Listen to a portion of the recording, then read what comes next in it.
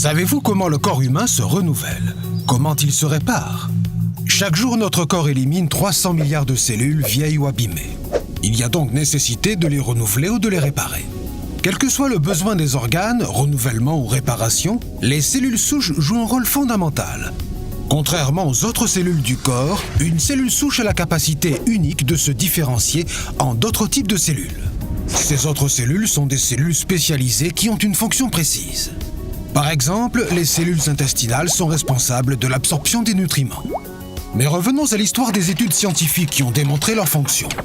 Dans les années 2000, on pensait que les cellules souches ne pouvaient se différencier qu'en cellules du sang, comme les plaquettes, les globules rouges ou les globules blancs. Mais plusieurs études scientifiques publiées depuis démontrent une découverte importante. Les cellules souches de la moelle osseuse migrent et peuvent en réalité se différencier en quasiment n'importe quel type de cellule du corps. La deuxième propriété essentielle découverte est qu'elles ont la capacité à s'auto-renouveler, permettant de garder une réserve constante de cellules souches dans la moelle osseuse. En 2002, une hypothèse scientifique publiée, validée par des centaines d'études par la suite, affirme que les cellules souches constituent le système naturel de réparation et de renouvellement du corps humain. C'est une découverte scientifique majeure et révolutionnaire. Mais concrètement, comment est-ce que cela fonctionne? Chaque fois qu'une blessure, une lésion au sein d'un tissu apparaît, celui-ci va envoyer une première série de composés spécifiques qui vont migrer vers la moelle osseuse. Ceci déclenche la libération de cellules souches dans le sang.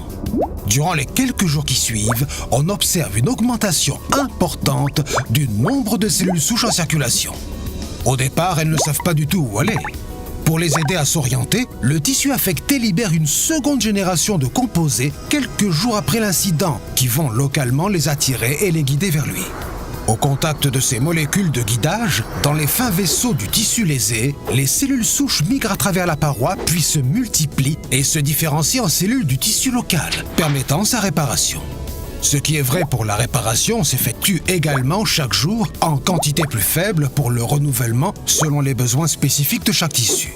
C'est par ce mécanisme qu'elle constitue le système naturel de réparation et de renouvellement du corps humain. Il apparaît donc qu'à blessure égale, les personnes présentant plus de cellules souches en circulation, donc disponibles à la réparation, ont une meilleure capacité de rétablissement. Par exemple, les personnes qui libèrent un nombre élevé de cellules souches dans la circulation après un AVC ont une meilleure récupération et un meilleur bilan clinique. Plusieurs études ont démontré que les personnes ayant plus de cellules souches en circulation présentaient moins d'événements cardiovasculaires, avec un taux de mortalité dû à des causes cardiovasculaires plus faibles. En augmentant le nombre de cellules souches en circulation dans tout le corps, la capacité de ces différents tissus à se réparer est optimisée. Pour ce faire, il y a deux solutions. Première solution, prélever les cellules souches d'un patient, les cultiver en laboratoire et les réinjecter. Une deuxième solution, plus physiologique, consiste à augmenter la libération de nos propres cellules souches dans le corps. On appelle ça la mobilisation des cellules souches endogènes. Pour résumer, 3 étapes complémentaires et essentielles à la réparation et au renouvellement sont nécessaires. La libération des cellules souches de la moelle osseuse, leur circulation dans le sang, leur migration au niveau d'un tissu en demande.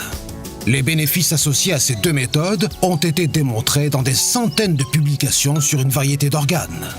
En conclusion, comme le système circulatoire, le système digestif ou le système respiratoire, qui favorisent un bon état de santé et la survie de l'organisme entier, les cellules souches sont reconnues comme un nouveau système fondamental du corps humain. Ainsi, soutenir le rôle naturel des cellules souches de la moelle osseuse participe au maintien en santé.